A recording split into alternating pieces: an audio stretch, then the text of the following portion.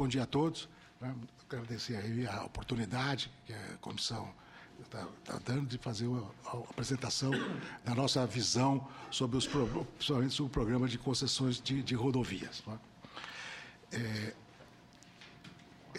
Eu não pretendo falar nenhuma novidade, não é? Mas colocar realmente os problemas que hoje são muito discutidos, de modo que para permitir uma colocação adequada dos problemas. A primeira observação que eu tenho que fazer é, quando se fala em infraestrutura rodoviária, ela envolve três aspectos que são realmente importantes, não é? Uma é a construção, a melhoria e ampliação do que são obras que têm que ser feitas, é a construção da malha. Normalmente, na visão geral, normal, é de que a estrada se resume a essa etapa, é construir e deixar. É uma visão como se viesse dos romanos, não é? Que fizeram as estradas, que hoje você ainda encontra resquícios na Europa e na África. Não é? Então, evidentemente, hoje, a infraestrutura rodoviária não se limita somente à sua construção, à sua melhoria ou à sua ampliação. Ela envolve também a necessidade de manutenção e conservação e, principalmente, a operação. Quando a frota de veículos está aumentando muito, a demanda das rodovias, a operação é importante. Então, você não se pode olhar a infraestrutura rodoviária somente sob o enfoque da construção. Esse é um dos grandes problemas, por exemplo, que enfrentam quando você quer cobrar pedágio, porque isso não é só no Brasil, em outros países também.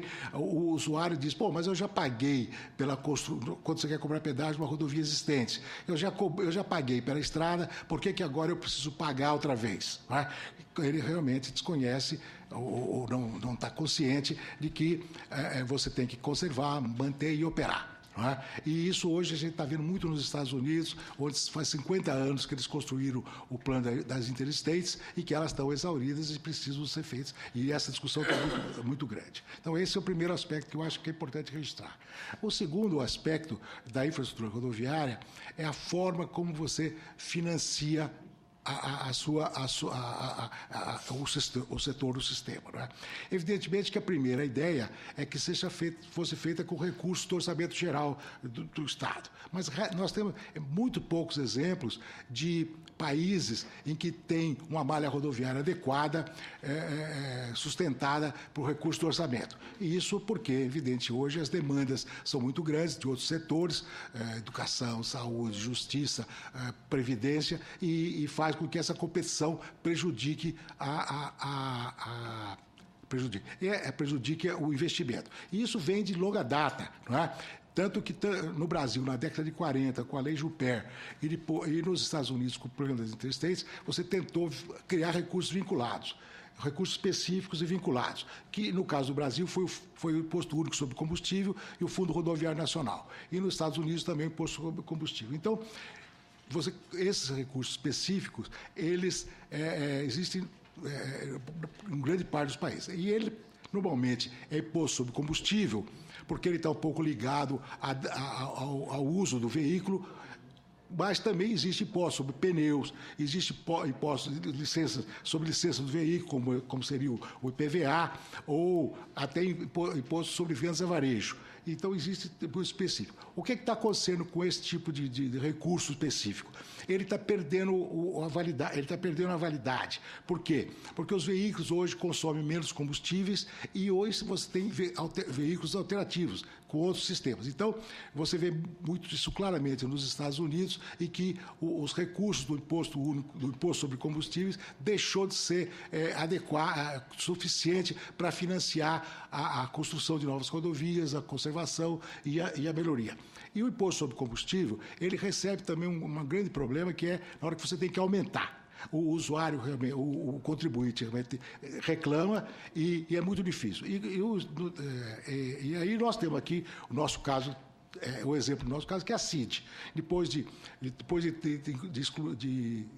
extinto o imposto único sobre combustíveis na Constituição de 88, e na década de 2000 você restabeleceu a CID, que não era propriamente igual, porque ela tinha outras destinações. E ela era também um valor fixo sobre o litro, sobre o litro de gasolina ou de diesel. E quando você tem que aumentar, você enfrenta uma resistência muito grande. Então, diante desse quadro, a alternativa seria a cobrança pelo uso das rodovias. E esse é realmente um sistema que está se ampliando muito no mundo inteiro, desde o Vietnã até os Estados Unidos. Né? E como é que se faz isso? Você faz isso através da praça de pedágio, o pedágio de barreira, que você interrompe o tráfego e faz pagar. Isso é um sistema que realmente enfrenta muita resistência. Ele tem um problema ligado à base de pagantes. Você tem que colocar uma praça de pedágio a uma distância razoável, porque não é econômico você colocar uma praça de pedágio a curto prazo, e você leva o quê? Você leva um efeito sobre a base de pagantes. Então, você não tem todos os usuários pagando pelo uso da rodovia. Algumas vezes, uma minoria paga e subsidia os outros. Então, hoje nós estamos está se evoluindo para um sistema automático, que é o pedágio eletrônico. Hoje nós temos já implantado no Brasil vários sistemas que estão em plena operação. Hoje, no estado de São Paulo, mais da metade do pagamento de pedágio é feito através de pedágio eletrônico. Só que ele ainda tem um problema, que ele está vinculado às praças de pedágio. E, portanto, muito usuário deixa de pagar. O que está se evoluindo, então, seria cobrar pela distância percorrida, o que se chama de free flow. Ou seja, você tem um sistema de pórticos, aí a cada 5 km, 10 km, e você faz o sistema. Isso tem implicações que são problemas de não tecnologia. A tecnologia hoje existe, está dominada. São Paulo está fazendo uma experiência nesse sentido, que eles chamam de ponto a ponto, um teste que está evoluindo, mas o problema é o controle da frota. Você ter certeza que um veículo que não tenha registrado passe, use a rodovia e você não consiga localizá-lo para cobrar. Isso é um problema que também tem que ser resolvido, e a expectativa é que você resolva isso com o Cineave. É isso que eu falei. Nós tivemos um modelo que funcionou da década de 40 até a década de 80, o começo da década de 80, que era o sistema que foi a Lei Joper, que criou o Fundo Rodoviário Nacional e o Imposto Único sobre Combustível.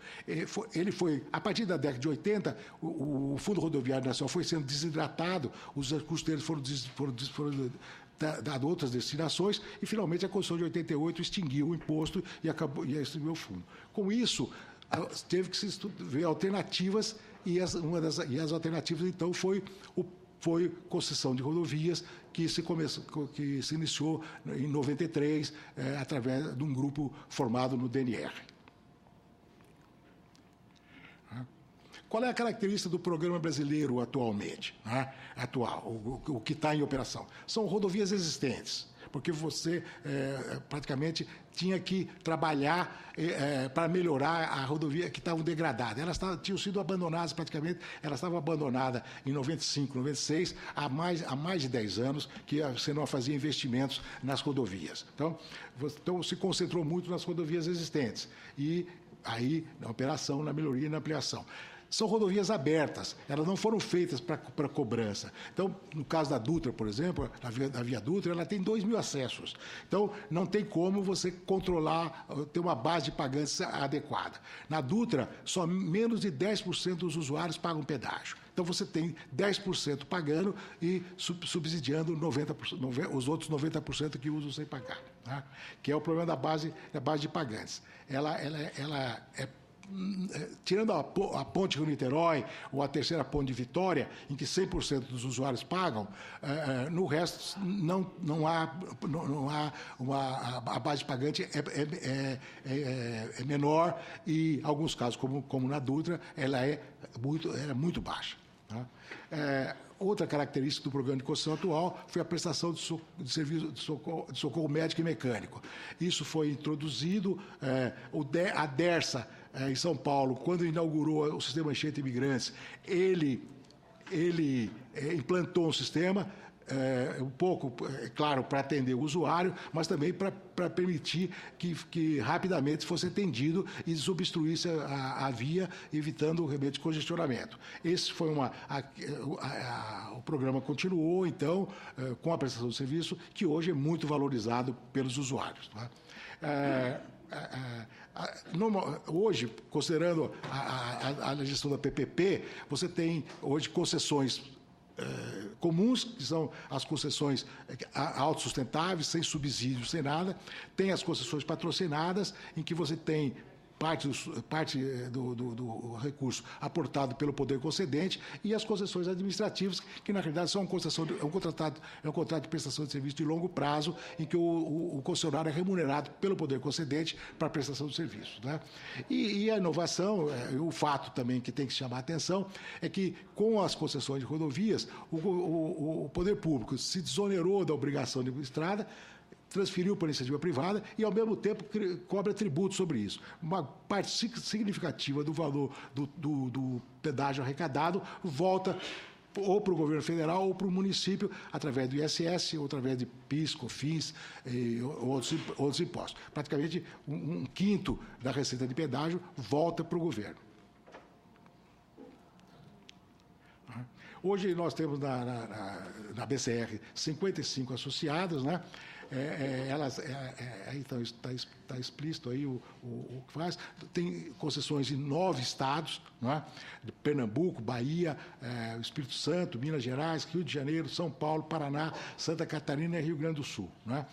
São 14 concessionárias federais, 40 estaduais e uma municipal, que é a linha amarela no Rio de Janeiro. São 4.770 quilômetros de rodovias federais e 10.678 quilômetros de rodovias estaduais, e a linha amarela, que só tem 18 quilômetros. Isso equivale a 7% da malha pavimentada brasileira, mas realmente são os principais vias de transporte.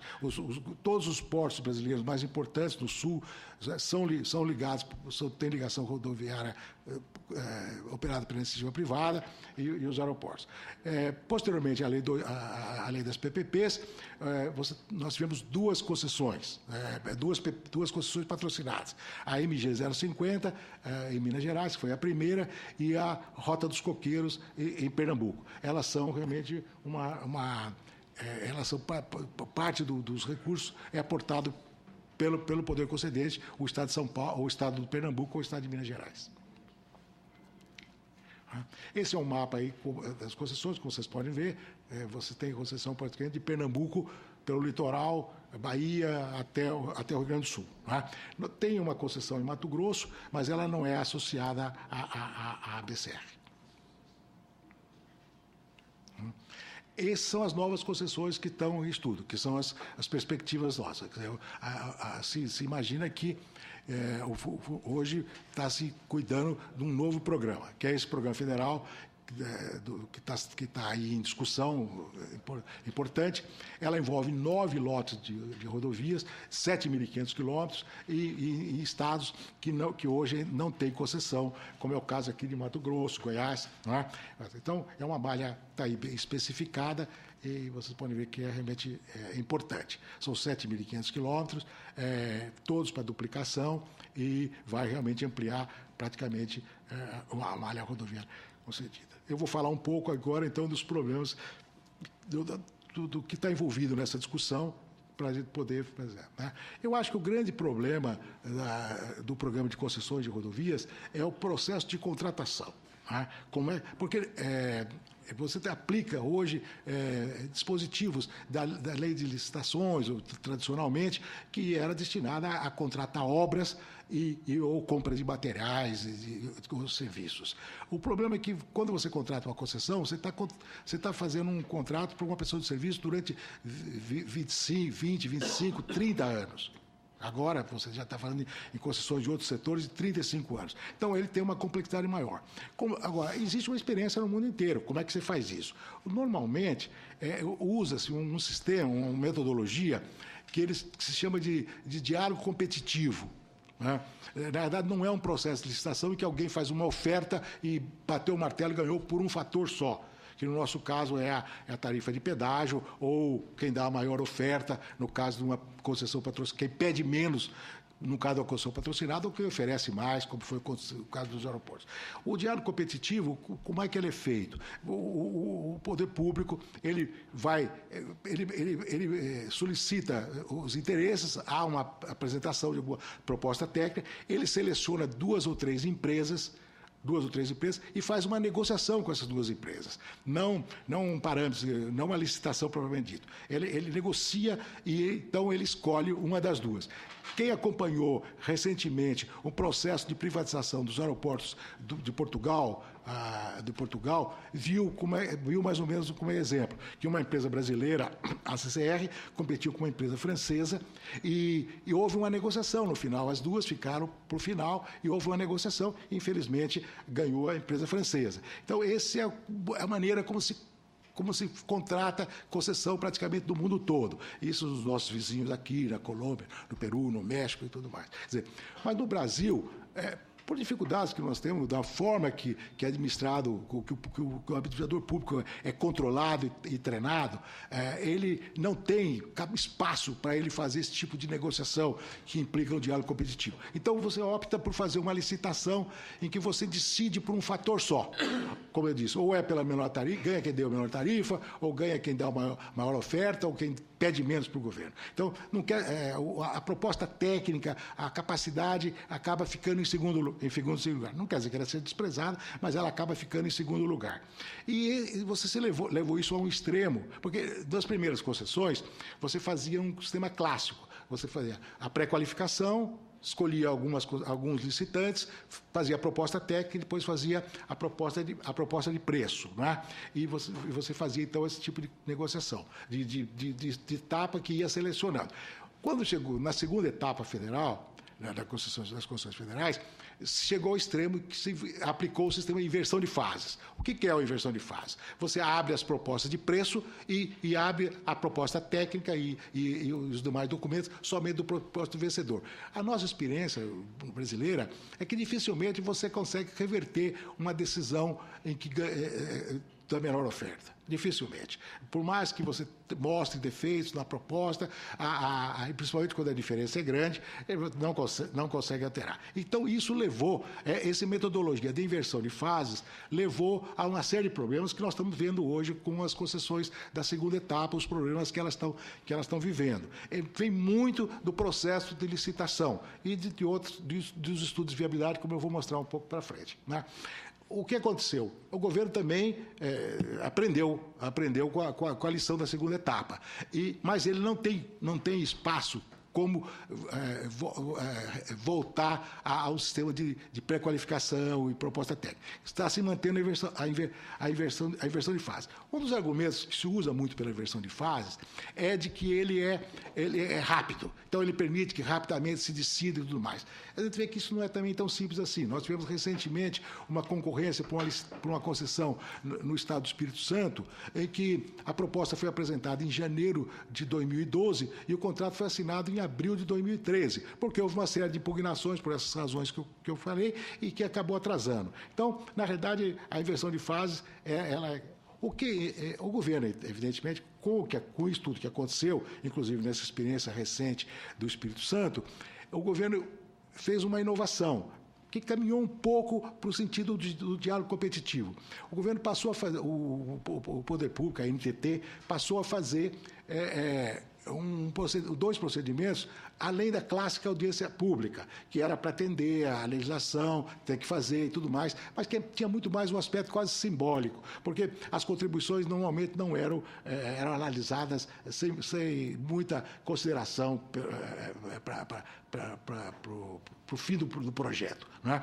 Então, se criou duas metodologias, dois eventos novos. Uma foi as tomadas de subsídios e o outro foram as reuniões participativas. Então, você abriu espaço realmente para que os interessados pudessem, antes do edital ser publicado, tivesse publicado, eles oferecessem suas contribuições, mostrasse como eles veem o processo. E isso realmente teve um impacto grande. E posteriormente, até em fevereiro março desse ano, a NTT realizou uma reunião participativa sobre os 7 lotes da terceira fase. Né? E isso também foi muito importante. Ela publicou recentemente um relatório em que se vê que ele absorveu muitas das contribuições que foram feitas. Então, isso foi uma forma, que não é realmente o ideal, de se aproximar de um diálogo competitivo. Você chama as empresas interessadas, quem tem know-how e quem vai apresentar a proposta, e ouve o que é que eles fazem. Isso levou a uma mudança significativa nos estudos de viabilidade que estavam sendo feitos. E recentemente foi publicado, você teve aumento substancial na tarifa teto, consequência dessas reuniões. Agora, de qualquer maneira, ou diálogo competitivo, ou inversão de fase, qualquer for, o governo tem que fazer os estudos de viabilidade, porque ele tem que saber o que ele tem na mão para contratar. O que foram os estudos de viabilidade? O primeiro é realmente a definição dos investimentos que você quer fazer, dos custos desses investimentos e a realização, o cronograma de realização desses investimentos, que ideal seria que ele seja compatível com o fluxo de caixa. Ou seja, eu vou fazer duplicações, terceiras faixas, na medida em que o tráfego demanda. Porque o tráfego, no nosso sistema, o tráfego é o risco do concessionário. Se o tráfego subir ou cair, é problema do concessionário. Ele ganha mais ou perde fazer. Então, se você define o cronograma dos investimentos, sem atá-los ao fluxo de caixa, você pode criar uma situação para o concessionário de risco mais agressivo. Por quê? Porque ele, além de ele ser responsável por um tráfego menor, ele ainda vai fazer investimentos que não são necessários, porque o tráfego não demanda. Então, é um risco que está embutido no programa. Mas esse é um aspecto. Outro aspecto que é importante no estudo de viabilidade é a projeção do tráfego, a projeção do crescimento do tráfego. Porque você tem para estimar a receita de uma concessão durante 25, 30, 35 anos, você tem que fazer uma estimativa da receita e uma estimativa do tráfego. Não é? O governo, inicialmente, quando começou esse programa, com aqueles 2 projetos que foram, cujas licitações foram canceladas, estava falando e fazendo uma projeção de tráfego numa média de 5% ao ano durante 25 anos. Né? Os estudos que a BCR faz, mensal, nós publicamos o índice da BCR, ele mostra que nos últimos 12 anos o crescimento médio do tráfego foi de 3% ao ano. Então, 5% era um valor realmente exagerado. E na hora que você faz isso, você aumenta a receita e, portanto, você pode trabalhar com uma tarifa teto menor. Nesse estudo nesse relatório que recentemente a NTT publicou, ela já está trabalhando com uma projeção de crescimento de tráfego 3,65, que eu ainda acho que é otimista, mas já aproximou muito mais da realidade. Né? E, finalmente, é o problema da TIR, que é a taxa interna de retorno, que é a remuneração que o concessionário vai ter. Né? Se trabalhava com 5,5 e o relatório mostra que, até com base em estudos feitos pelo Ministério da Fazenda, se aumentou essa TIR para 7,2. O que é importante chamar a atenção para esses fatores? Que esses fatores, eles não são estáticos, quer dizer, eles não são fixos. Quer dizer, eu faço esse estudo de viabilidade, ele vale hoje, ou num curto prazo. Não é? Porque, realmente, se houver uma defasagem muito grande entre o estudo de viabilidade, a licitação, a contratação e a entrada da concessionária no serviço, isso tudo pode ficar superado. Aquele investimento que parecia adequado hoje, daqui 2 anos não é mais. E o custo respectivo, o tráfego respectivo. A mesma coisa que a projeção de tráfego. Eu faço uma projeção de tráfego hoje, considerando um PIB, uma perspectiva de PIB, algumas coisas, mas quando chega lá na frente, na hora de eu assinar o contrato, ele pode não corresponder mais. E, finalmente, a TIR. Porque a TIR o que é? A TIR é calculada com base nos custos financeiros, a remuneração do capital próprio, os custos dos financiamentos, tudo isso. Isso também é um outro fator. Hoje, você pode já ver em alguns jornais, algumas publicações. Apesar do governo da NTT, do Ministério da Fazenda, ter alterado a TIR de 5,5 para 7,2, já tem uma discussão que esse 7,2 já já também não é mais válido. Por quê? A Selic aumentou, o dólar está aumentando, a situação mundial. Então, se eu demoro muito para fazer essa contratação, quem sabe o que vai acontecer daqui 1 ano, 2 anos? Então, isso também é muito importante, que não haja um defasagem. Um dos grandes problemas dos contratos da segunda etapa é que os estudos de viabilidade tinham sido feitos 5, 6, 7 anos antes. Apesar de você atualizar no papel esses estudos, você não refez o tráfego, você não foi ver o tráfego outra vez, não foi ver os investimentos. Então, hoje acontece, a concessionária chega lá, como está acontecendo lá, vocês devem ter visto no Fantástico outro dia. Você chega lá para fazer um trecho novo de estrada, tem um projeto habitacional no local. Que evidentemente que fez. Nós temos casos, por exemplo, no caso da BR-101 em Campos, em que quando se fez o estudo, os estaleiros estavam praticamente desativados. Quando você chega lá para fazer, os estaleiros hoje estão em pleno vapor trabalhando, e você já não pode fazer determinados alargamentos da rodovia, duplicações por lado dele. Né? Então, esse é um aspecto realmente importante. Outro ponto que é importante, que eu gostaria de chamar a atenção, que é importante nesse programa, é o problema da modicidade tarifária. O que é a modicidade tarifária? Não é? É a tarifa mais baixa possível? Não, não é. A tarifa é módica, e isso está na própria lei que criou a NTT, quando ela corresponde aos benefícios que o usuário vai ter com a ampliação, com a melhoria, com a estrada nova. Então, por isso que é importante, e eu acho que é muito mais importante, algumas vezes, o governo fazer estudo, por exemplo, para fixar a tarifa teto, mais do que você fazer estudos econômicos, financeiros, para dizer, bom, quanto é que eu chego na tarifa, seria dizer, bom, qual é a vantagem que o usuário vai ter com a melhoria, com a ampliação da rodovia, com a sua conservação boa, com a sua sinalização, com a sua limpeza, com o socorro médico, socorro mecânico. Quanto ele vai ganhar em economia de combustível, em tempo de viagem, desgaste do veículo. E essa é a tarifa. Se você chegar à conclusão que a tarifa que eu preciso cobrar pelos estudos de viabilidade é maior do que o benefício que o usuário vai receber, então o que é que você tem que fazer? Você tem que, então, não é mais uma concessão comum. Eu quero transferir para a iniciativa privada esse trecho, mediante cobrança de pedágio, eu vou, então, vou fazer uma concessão patrocinada ou, em extremo, uma concessão administrativa. Então, eu acho que isso é importante chamar a atenção para esse aspecto que muitas vezes não é visto. O estudo de viabilidade é importante para definir qual é a tarifa adequada, mas para a tarifa teto, você teria que trabalhar também com a relação custo-benefício para o usuário, porque isso é realmente um fator importante. Se não fizer isso, na frente o concessionário vai ter problema. Né? Hoje, eu falei muito nas federais, nós temos alguns programas estaduais importantes em andamento. Na Bahia, você deve ter visto, tem realmente o problema, um estudo em andamento para construir uma ponte ligando Itaparica. Não é?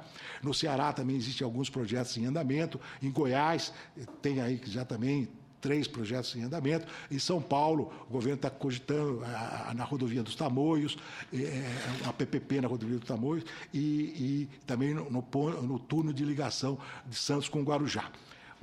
Normalmente, esses programas estaduais, eles estão andando na base de um outro procedimento que é importante, que é o procedimento de manifestação de interesse. Ou seja, o governo diz, eu quero transferir para a iniciativa privada esse empreendimento.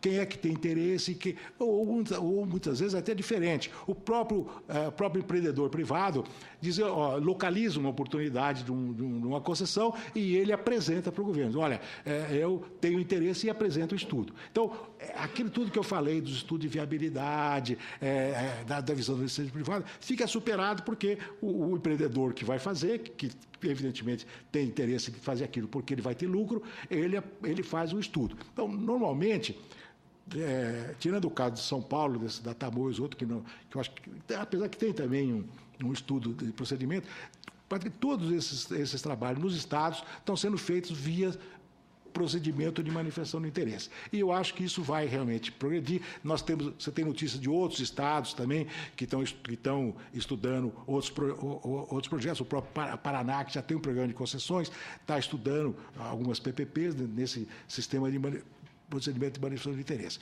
Então, eu vejo o seguinte: nós temos hoje uma expectativa, um programa grande federal, são esses 9 lotes, que eu acho que o curso do processo está sendo aperfeiçoado, como mostrei, e ele deve ser bem sucedido, e vários programas estaduais usando o procedimento de manifestação de interesse. É isso, então, que eu queria colocar, e vou ficar depois à disposição para qualquer discussão. Muito obrigado.